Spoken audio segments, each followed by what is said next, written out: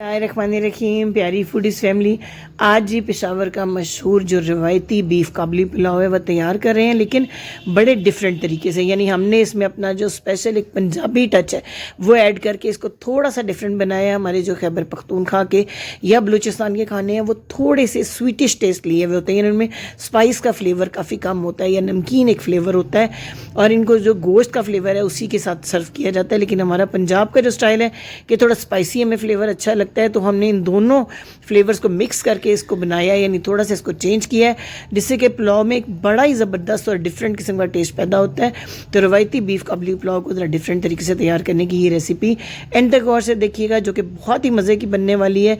किस तरीके से बीफ के एक एक रेशे को हमने गलाना है और चावलों को मैक्सिमम लंबाई किस तरह अटेन करवानी है, यानी बिल्कुल आम एवरेज क्वालिटी का भी अगर चावल हो तो वो खूब खिला हुआ कैसे बनेगा और लंबा कैसे बनेगा। तो ये सारी चीज़ें इस वीडियो में मैं आपके साथ डिस्कस करूँगी। तो छोटी सी इस वीडियो को स्किप किए बगैर गौर से देखना है। पसंद आए वीडियो तो शेयर और लाइक भी ज़रूर करना है। तो चलिए चलकर तैयार करते हैं। ये बीफ काबली पुलाव मैं 1 किलो बीफ और 3 पाव चावल के साथ तैयार कर रही हूँ। सबसे पहले पैन में 2 पकाने वाले चम्मच मेल्ट किया हुआ घी रखा है, घी में तैयार करेंगे। अब बड़े पीसेस में कटा हुआ ये बीफ का गोश्त है, जो कि थोड़ी चर्बी के साथ मैंने लिया है। बड़े पीसेस ज़रूरी हैं क्योंकि इसको मैंने बहुत एक्स्ट्रा लेवल तक गलाना होता है, तो अगर बोटियाँ बहुत छोटी हैं तो बिल्कुल घुल जाती हैं। तो इसको जो है तेज़ आंच पे हमने 5 से 6 मिनट तक फ्राई करना है इस घी में।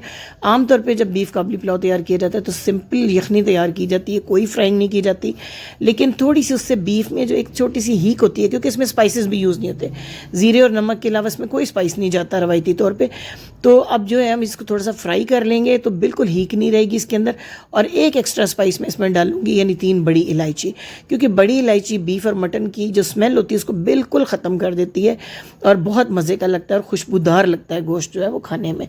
तो मैं 3 अदद बड़ी इलायची के साथ इसको फ्राई करूँगी और 6 से 7 मिनट तक तेज़ आंच पे, आंच हल्की करेंगे तो गोश्त जो है वो अपना पानी छोड़ना शुरू कर सकता है। अब 2 तरह का ज़ीरा इसमें यूज़ होता है, 1 टीस्पून बिल्कुल बारीक वाला ज़ीरा और 1 टेबल स्पून सफ़ेद ज़ीरा, जो आम ज़ीरा हम इस्तेमाल करते हैं। इस ज़ीरे के साथ हम इसको फ्राई करेंगे गोश्त को, जिससे से इसमें बहुत अच्छा सा एक फ्लेवर आ जाएगा। और इसके बाद हम इसकी यखनी बनाना शुरू करेंगे, लेकिन इससे पहले गोश्त के ऊपर एक अच्छा सा कलर आ जाना ज़रूरी है। और इसके अंदर हमने अभी प्याज भी ऐड करना है और उसके बाद हम इसकी जो है वो यखनी तैयार करेंगे। बड़ी इलायची जो है वो इसकी स्मेल को टोटली ख़त्म कर देगी, तो ये थोड़ा सा जो ट्विस्ट इसमें आएगा उससे फ्लेवर में भी आप फील करेंगे कि एक बड़ा अच्छा आपको फ्लेवर मिलेगा। तो आप ज़रूर इस तरीके से तैयार करके देखिएगा। अब 2 बड़े साइज़ के प्याज, जिनको बारीक जो है मैंने काट लिया हुआ है लंबे लंबे लच्छों में, इसको थोड़ा सा सौते करना है गोश्त के साथ। ना तो लाइट ब्राउन करना है, ना ही हमने इसको डार्क ब्राउन करना है, बल्कि थोड़ी सी ये प्याज जब ढीली हो जाए, इसमें कोई लहसुन अदरक नहीं इस्तेमाल होता पुलाव के अंदर, और ये इसकी स्पेशलिटी और इसमें बड़ा एक ख़ास फ्लेवर जो है ना गोश्त की यखनी का आता है। मैं इसको प्रेशर कुक नहीं करूँगी। अगर सिंपली गोश्त की यखनी बनाई जाए तो वो जल्दी तकरीबन 1-1.25 घंटे में जो है इतने बड़े पीस भी गल जाते हैं, लेकिन जब फ्राई कर लिया जाए तो ये ज़रा ज़्यादा टाइम लेता है। तो मैं इसको प्रेशर कुक नहीं करी ताकि इसमें ख़ास यखनी का टेस्ट आए। थोड़ी सी ये प्याज ढीली हो चुकी है, तो अब इसके अंदर पूरे 2 लीटर जो है वो पानी के ऐड करूँगी। और मैंने इसको पूरे 1 घंटा और 50 मिनट पकाया था, तब ये रिक्वायर्ड लेवल तक जो है वो गला था गोश्त। अब ये मैं 2 लीटर इसके अंदर पानी शामिल कर रही हूँ और 5 अदद हरी इलायचियाँ बहुत अच्छी खुशबू के लिए मैं इसके अंदर ऐड कर रही हूँ। जो ही ये बॉयल होगा गोश्त तो इसके ऊपर झाग सा आएगा, वो हमने उतारना है। 3 गिलास चावल से बनना है, तो मैंने 3 टीस्पून भर के नमक इसमें डाल दिया है।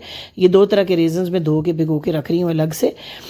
अब ये देखें, जो ही गोश्त जो है ये बॉयल हुआ है तो ये झाग से आए, ये भी आपने हटा देने हैं, ये भी गोश्त के फ्लेवर को डिस्टर्ब करता है ये झाग। तो ये झाग हटाने के बाद कवर करके बिल्कुल स्लो फ्लेम पे छोड़ देना है आपने इसको 1.5 से पौने 2 घंटे के लिए। दूसरी तरफ पैन में लेते हैं 1 टेबल स्पून घी, इसको थोड़ा सा गर्म करेंगे और 2 दरमियाना साइज़ की गाजरें इस तरह जूलियन कटिंग में मैंने ले ली हैं। इनको तेज़ आंच पे फ्राई करना है, सिर्फ 1 से 2 मिनट में, को हल्की सी नरम करनी है, क्योंकि बाद में हमने इनको दम में भी पकाना है, तो आपने ज़्यादा नरम नहीं करना है इन गाजरों को। साथ में जो हमने काले किशमिश और ब्राउन किशमिश दोनों धो के भिगो के रखी हुई है, उसका पानी निकाल लेंगे। 10 मिनट मैंने उसको भिगो दिया था। और अब जो है काजू 10 अदद वो इसके अंदर ऐड करूँगी। इसको भी हल्का सा बस ज़रा गोल्डन गोल्डन होने तक फ्राई करना है। और इसके बाद दोनों तरह के जो किशमिश हैं, रेजिन्स हैं, वो इसके अंदर मैं डाल दूँगी और उनको भी 1 से 2 मिनट तक जस्ट फ्राई करना है कि थोड़ा सा जो किशमिश है वो फूल जाए। कोई भी नट्स आप इसमें यूज़ कर सकते हैं, अखरोट, बादाम, नारियल के पीसेस यूज़ कर सकते हैं, पिस्ता डाल सकते हैं, लेकिन मैंने इसके अंदर सिर्फ काजू और 2 तरह की ये किशमिश जो है वो इस्तेमाल कर रही हूँ। इसको आपने 1 से 2 मिनट तक फ्राई कर लेना है और उसके बाद इसको प्लेट में निकाल के अलग रख लेंगे और फिर अपना एक स्पेशल स्पाइस तैयार करेंगे थोड़ा सा स्पाइसी फ्लेवर देने के लिए इस पुलाव को। जैसे कि मैंने आपको कहा कि थोड़ा सा अपना पंजाबी टच भी तो हमने डालना है इसके अंदर। तो अब पैन में ड्राई रोस्ट करेंगे 1 टीस्पून जो मैंने काला ज़ीरा लिया है, 1 टेबलस्पून सफ़ेद ज़ीरा और 2 टीस्पून भर के जो है वो हमने काली मिर्च के दाने लेने हैं। इसको 1 से 2 मिनट तक ड्राई रोस्ट करेंगे धीमी आंच पे ताकि ज़ीरा जलने ना पाए। ड्राई रोस्ट हो जाए तो फिर इसको बारीक पीस के रख लेना है। इसमें से आधा स्पाइस जब हम चावल ऐड करेंगे उसमें ऐड कर देंगे चावलों के दम के ऊपर और बाकी जो है वो हम साथ में सर्व करेंगे। और सर्व करने के जो भी जिनको भी स्पाइस का ज़रा लेवल ज़्यादा पसंद है वो चावलों के ऊपर स्प्रिंकल करके खा सकते हैं, अदरवाइज़ जो इसका रवायती टेस्ट है वो परफेक्ट होता है। ये देखें इसको मैंने पीस के रख लिया है मसाले को, इसको बाद में यूज़ करेंगे। अब चेक करते हैं कि हमारी जो वो यखनी है कहाँ तक पहुँची है और किस लेवल तक हमारा गोश्त गल गया हुआ है। धीमी आँच पर पकने से इस यखनी में बड़ा ही ज़बरदस्त किस्म का टेस्ट आता है ना, और बहुत ही इसकी लुक चेक करें आप।